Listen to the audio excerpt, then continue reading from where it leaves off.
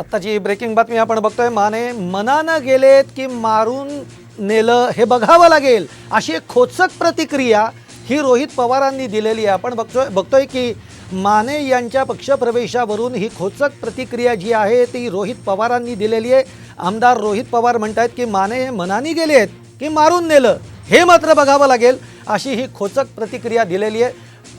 आपण ही आत्ताची ब्रेकिंग बातमी बघतोय की प्रवीण माने जे आहेत त्यांनी अजित पवार गटाला पाठिंबा देणार असल्याचं जाहीर केलंय आणि त्यानंतर अपेक्षेप्रमाणेच आपण बघतोय राष्ट्रवादी शरद पवार गटाकडनं ही प्रतिक्रिया येते आहे।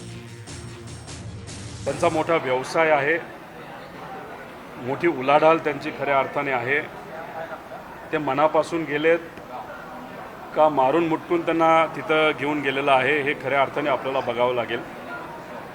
पण ते तिथं गेले असले तरी मला विश्वास आहे की तिथे असणारी जनता आणि कार्यकर्ते हे आपल्याबरोबर आहेत। सुप्रियाताई 3 लाख लीडली या मतदारसंघामधून परत एकदा खासदार होतील असा विश्वास लोकांमध्ये गेल्यानंतर आम्हा सगळ्यांना वाटतो।